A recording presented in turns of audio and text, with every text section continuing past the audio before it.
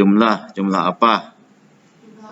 Oke, ya jumlah misalkan ya kondisi alat praktek gitu. Jadi nanti kita bisa punya data tentang alat praktek tersebut.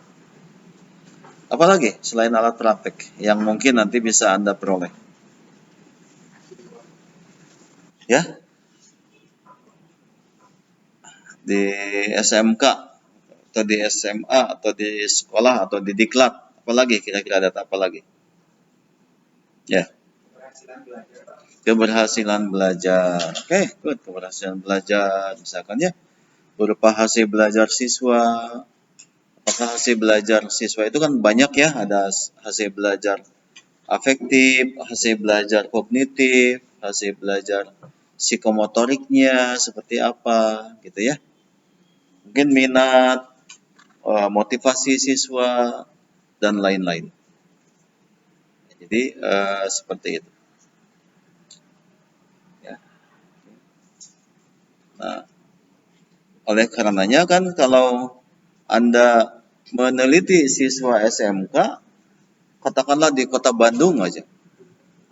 Ada berapa siswa SMK di kota Bandung? Coba. Wah, banyak ya.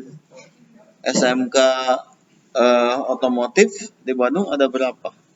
Atau SMK yang memiliki prodi otomotif di Bandung ada berapa? Ada 10? Termasuk swasta gitu ya. Ya, lebih dari 10. Katakanlah misalkan ada 50 SMK yang memiliki prodi otomotif. 50 kali rata-rata siswanya kelas 1, 2, 3 mungkin dirata-ratain lah. Yang prodi katakanlah 200-an per SMK ya. Untuk yang prodi otomotif kali 50 sekolah. 200 kali 50 berapa? 10.000. Nah, itu populasinya berarti.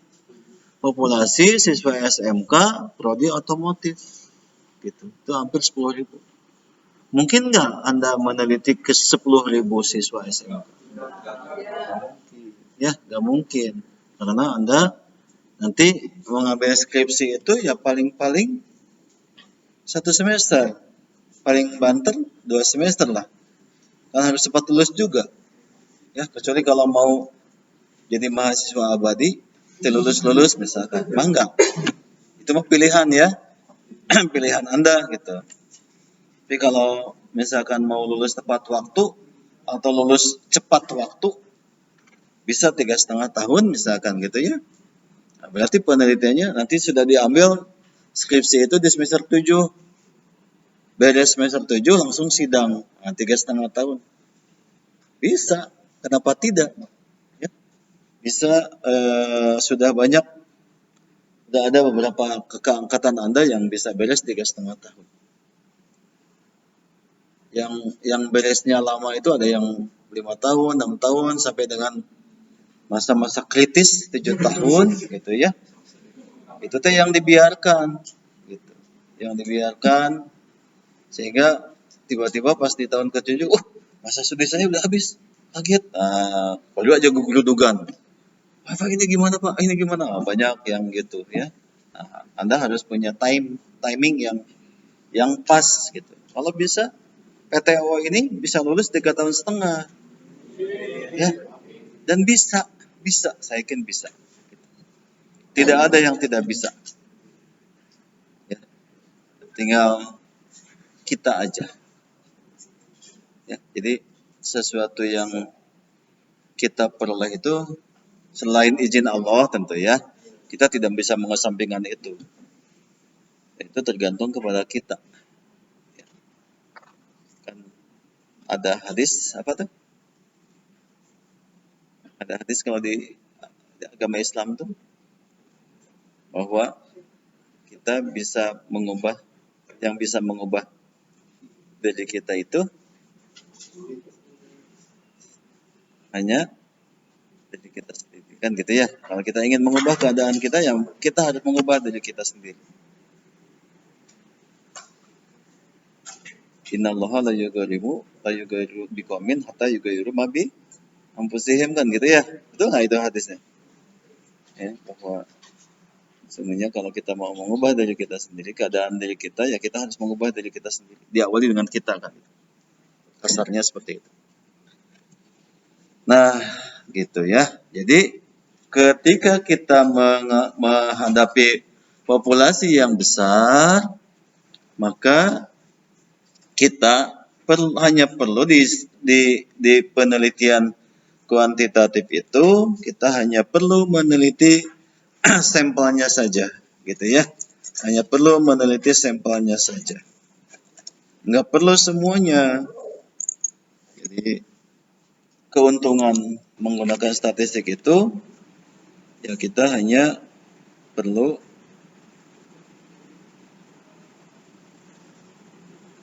mengolah sampel. Mengolah sampel.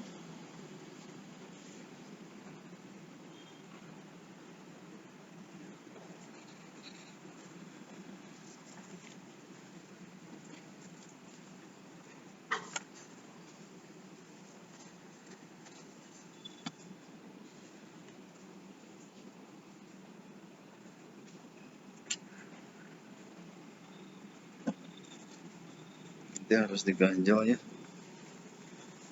Diganjal ininya.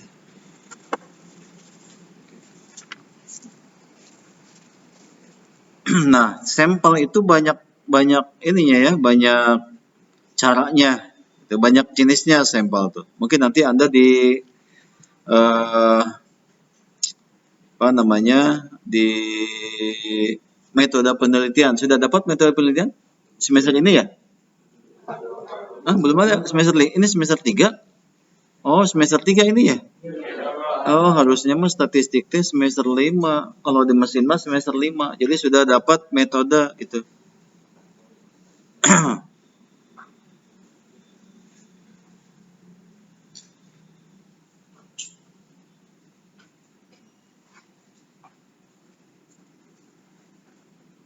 Sepuluh, bentar.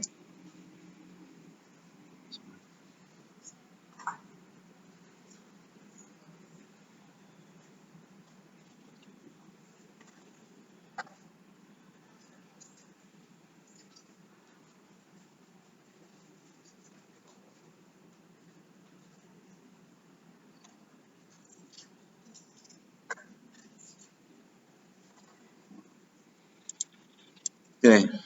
Ya, jadi teknik sampling itu banyak ya. Ada ada sampling acak ya. Jadi diacak namanya tuh, dikocok gitu.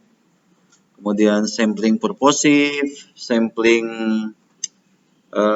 systematic, sistem stratified ya. Sampling clustering, itu banyak tekniknya. Oke. Nah, ini beberapa cara sampling ya. Ada sampling acak. Jadi mengambil secara acak.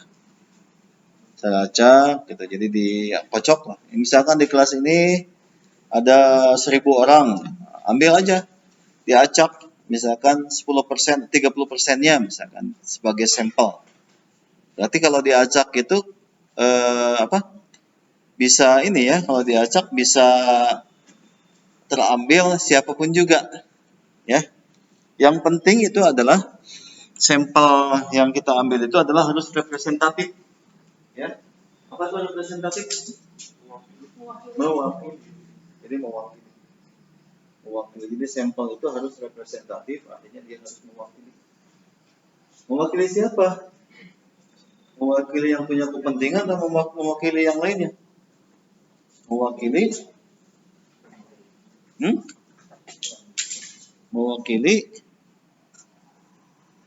mewakili populasi, bukan mewakili yang lain-lain. Betul-betul mewakili ya. Kalau ditunjuk mah tidak mewakili.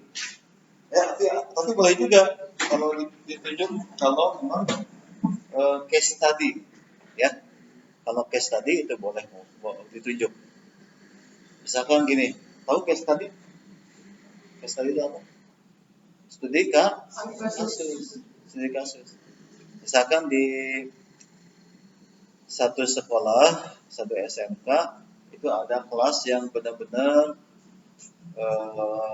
tertinggal hasil belajarnya siswanya tuh ya. Hasil belajar siswa itu benar-benar tertinggal dibandingkan kelas yang lain. Nah, itu berarti kan ada masalah kan? Ada kasus di kelas itu, di sekolah itu. Nah, gimana caranya supaya tidak tertinggal? Nah, berarti kita ambil cases kelas itu, ditingkatkan, kasih treatment gitu ya. Itu berarti studi kasus. Ya benar-benar kita boleh mengambil sampel seperti itu, ambil aja kelas ini karena dia yang dipandang paling tertinggal. Itu namanya studi kasus. Nah, itu berarti sampelnya itu secara purposif.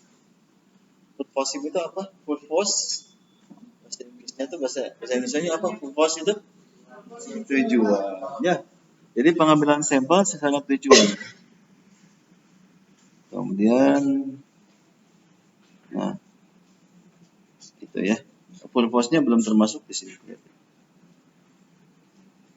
Tapi nantilah mungkin di metode penelitian Anda akan belajar tentang mengambil sampel. Termasuk mengambil sampel dengan ukuran-ukuran tertentu. Ya. Jadi kan mengambil sampel 1000 itu kalau acak berapa sih yang kita ambil agar disebut representatif gitu ya. Jadi ada aturannya gitu ya. Tidak bebas. Tidak misalkan saya hanya ngambil 50 aja. Kenapa 50? Nah, apakah betul sudah mewakili populasi atau tidak 50 teh? Jadi ada perhitungannya, ada rumusnya. Misalkan menggunakan Slavin ya, menggunakan aturan yang lain banyak. Mungkin nanti di metode. Saya di sini tidak spesifik ya menjelaskan tentang pengambilan sampel.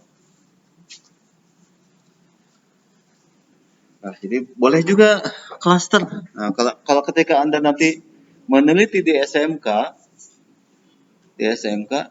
apakah mungkin nggak secara acak mengambil datanya, menentukan sampelnya secara acak? Misalkan Anda nanti di SMK itu kan biasanya sudah dibentuk kelas-kelas ya. Nah, kan Anda meneliti di kelas 2 SMK, bisa nggak kita mengambil data secara acak? Kemudian nanti Anda misalkan ingin memberikan treatment pembelajaran pada siswa SMK. Ya agak sulit ya, karena nanti kalau diacak berarti siapapun bisa terambil kelas 2 itu. Padahal di sekolah sudah dibagi-bagi, ada kelas A, B, C, D, E, F misalnya. Anda ambil dari F sekian orang mungkin secara acak, dari A sekian orang, nanti dikumpulkan menjadi satu kelas. Nah itu kelas itu yang akan Anda teliti. Kemudian Anda kasih treatment pembelajaran misalkan. Kecuali kalau hanya ngambil sampel begitu aja, dari mengumpulkan kuesioner mungkin bisa. Gitu ya. Dari sekian kelas di kelas 2A, kelas 2 SMK, kita hanya mengambil untuk kasih kuesioner. Datanya dengan kuesioner atau dengan wawancara mungkin bisa. Tapi kalau misalkan Anda ingin meneliti, kemudian nanti membentuk kelas baru di sekolah itu, mungkin nggak bisa. Kenapa? Coba. Nah, berarti kan membuat kelas baru kan?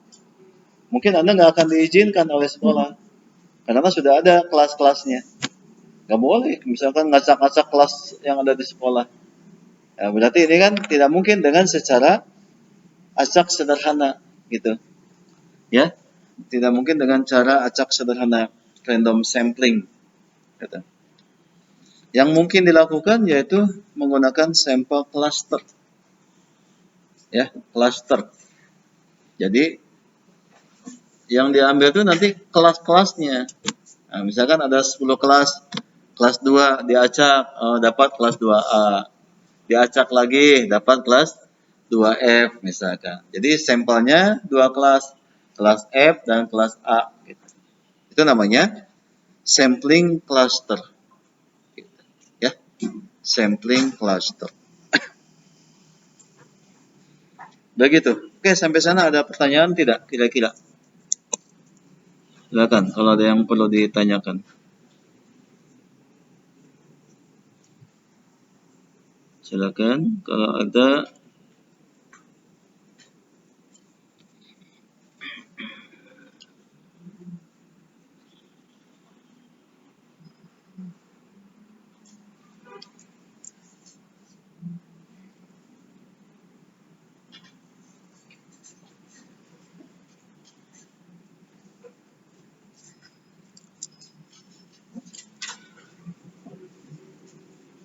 Ada yang perlu ditanyakan? Atau tidak ada? Nggak ada. Oke, kalau nggak ada. Nah, kenapa kita perlu mengambil sampel? Di antaranya ini. Ya tadi ya, kalau Anda S1 kan harus beres dalam 1 semester. Ya S1 itu ya. Tidak boleh lebih dari 1 semester. Karena Anda juga dituntut oleh orang tua gitu ya, supaya beres tepat waktu. Berarti harus beres 1 semester. Gitu. Ya. Jadi hemat biaya, hemat waktu, hemat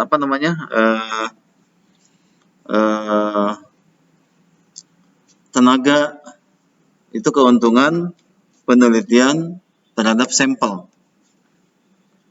Mungkin ada penelitian yang sifatnya merusak kalau kita mengambil populasi, ya. Jadi populasi, misalkan gini, ada penelitian tentang uji coba senjata, ya, uji coba obat lah gitu, uji coba obat. Nah, kalau obat itu belum yakin benar ampuh tidaknya, ya, misalkan sudah diuji cobakan ke tikus, ternyata langsung mati, ya. Kemudian ambil ke manusia mungkin ke manusia mah nggak tahu ya, belum diteliti misalnya. Ada nggak orang yang bersedia dijadikan subjek ke tikus sudah mati? Ada nggak orang yang misalkan diambil aja manusia, dikasih tahu ini teh obat ini sedang diuji coba, tapi kalau dicobakan ke tikus langsung mati. Mau nggak misalkan Anda menjadi subjek penelitian gitu, ya? Nah, itu kan kalau iya misalkan saya dibayar sekian ratus juta misalkan, karena belum tentu kalau ke manusia bisa mematikan misalkan gitu ya. Ada saja. Nah, berarti kan kita karena mengambil sampel yang berisiko itu hanya sampel itu aja, ya. Tapi kalau belum diuji cobakan lantas diberikan ke semua populasi, itu bahaya kan? Ya, bisa meninggal semuanya. Misalkan, syukur-syukur sih tidak, misalkan dengan obat itu ke manusia, maka mungkin beda reaksi ya, bisa aja begitu. Seperti COVID itu kan ke hewan mah enggak kan ya? Walaupun katanya tadi awalnya dari hewan, kata wallahu alam ya, nggak tahu benar dari hewan atau dari apa.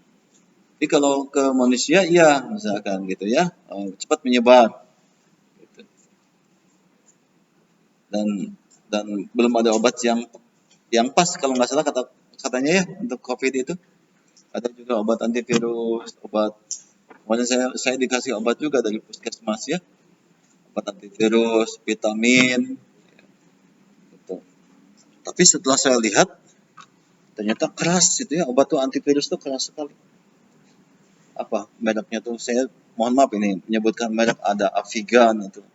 Saya baca, saya biasanya gitu kalau sebelum minum obat kimia saya baca dulu di Google ya, masukkan obat ini namanya, dilihat, efek sampingnya tinggi sekali, ini bahaya kata saya.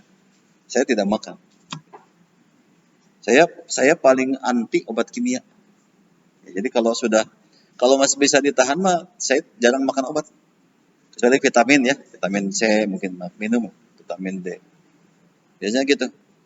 Sesakit apapun juga kalau masih bisa ditahan saya jarang makan obat. Tapi kalau sudah nggak tahan gitu ya, udahlah minum obat lah gitu ya. Baru itu juga obat-obat yang aman lah gitu ya.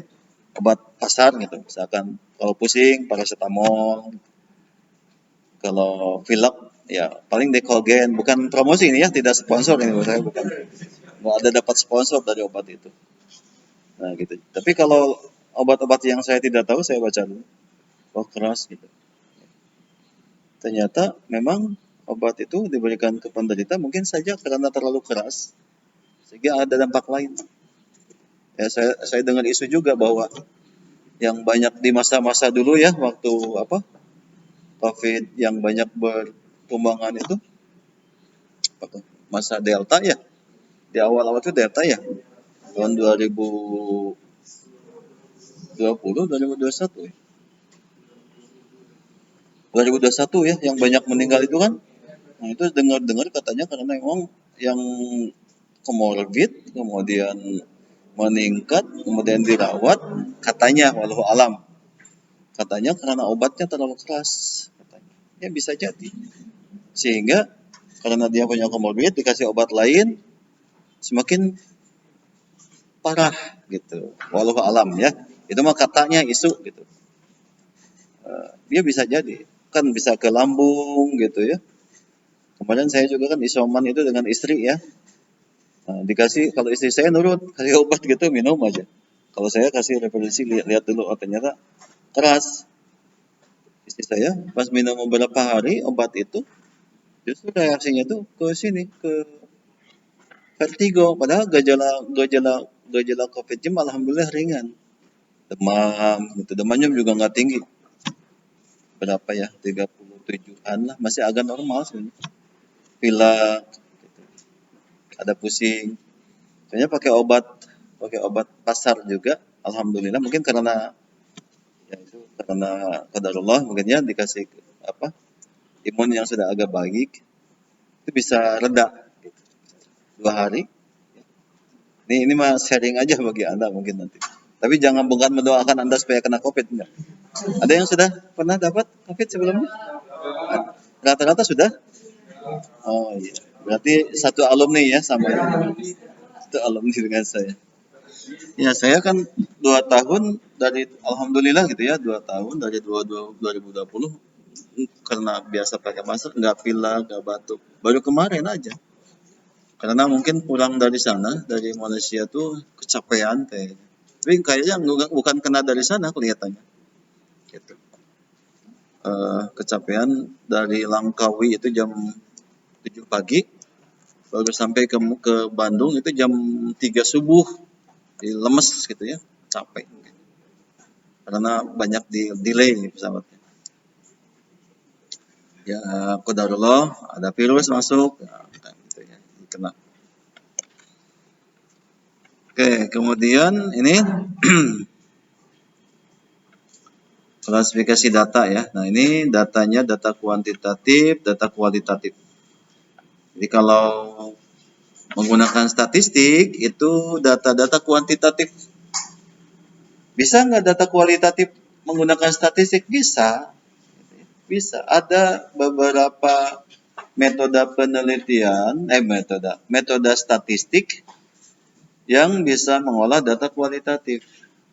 Ya, misalkan data yang berbentuk nominal, data berbentuk ordinal, itu bisa pakai statistik.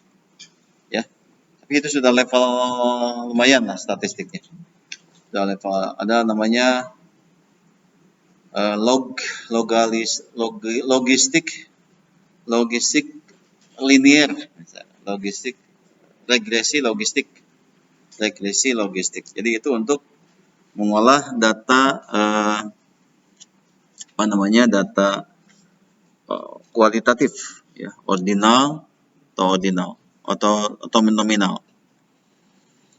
Nah, data kuantitatif itu data hasil pengamatan atau observasi berbentuk bilangan. Nah, jadi yang diolah itu berbentuk data-data bilangan di kita. Kemudian kalau data kualitatif, data hasil pengamatan ya berbentuk kategori atau data yang dikelompokkan dalam bentuk kelas dan lain sebagainya. Contoh misalkan sembuh, puas, berhasil ya, baik, buruk, itu data kualitatif menunjukkan kualitas. Nah, kalau yang diolah dengan statistik yang nanti Anda akan pelajari itu adalah data kuantitatif ya. Misalkan hasil belajar itu kan nilai ya, skor kan? Itu berarti kuantitatif. Kemampuan praktek siswa SMK itu data praktik, data kuantitatif kan ada skornya. Kemudian motivasi misalkan yang sudah dikuantitatifkan motivasinya. Minat yang sudah dikuantitatifkan. Kan kalau pakai kuesioner ya, misalkan tentang motivasi kuesioner itu biasanya apa? Bagaimana bentuk pertanyaannya, pernyataannya? Kuesioner, tahu kuesioner? Tahu? Bila? Hmm. Coba contohnya gimana? Contoh statement.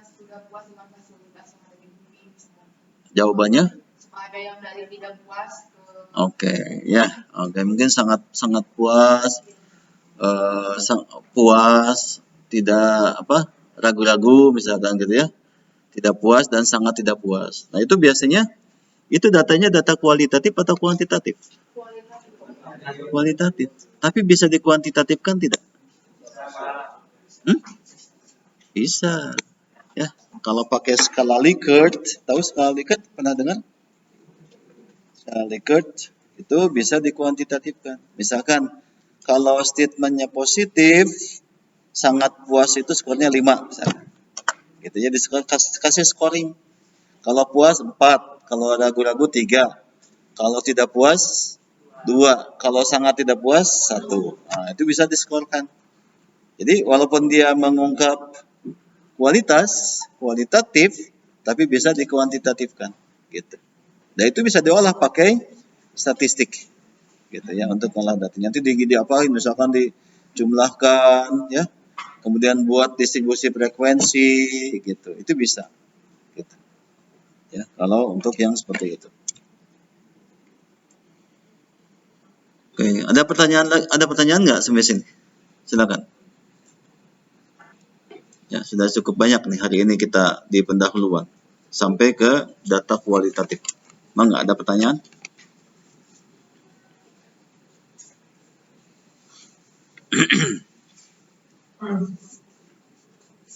Adakah pertanyaan?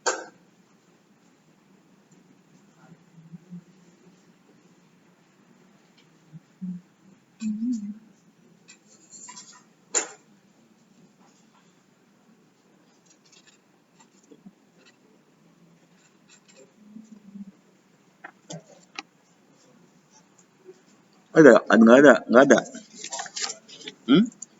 Betul nggak ada? Iya, oke. Kalau tidak ada, nanti oke lah. Mungkin satu lagi. Ada data kuantitatif berdasarkan nilainya. Ya, ada data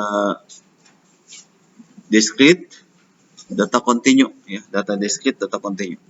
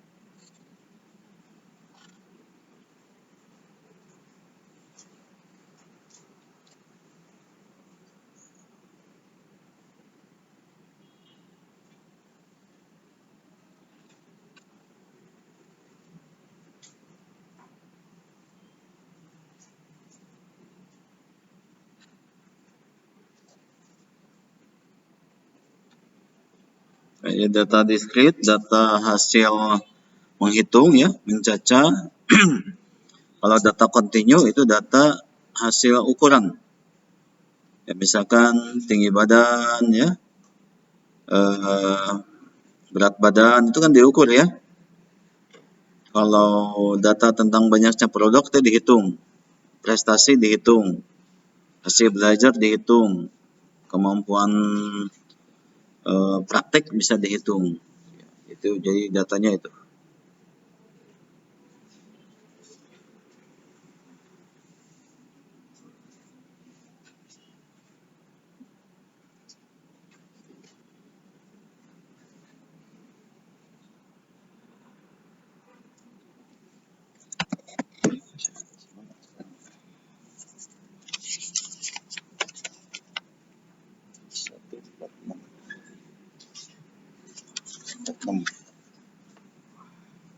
setelah ini ada kuliah lagi di sini nggak?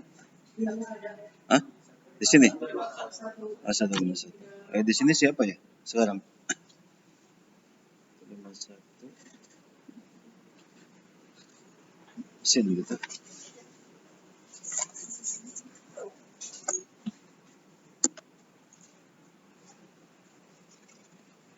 Oke, mungkin itu dulu ya materi hari ini.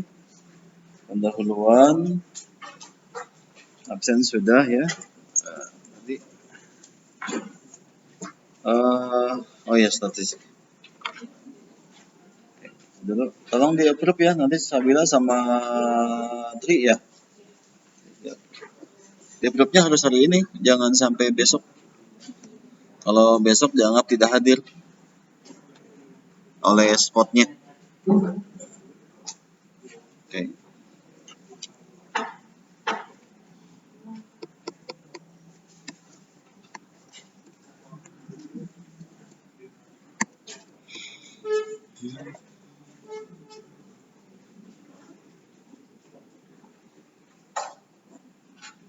Ya, oke, sudah. Saya bisa tutup.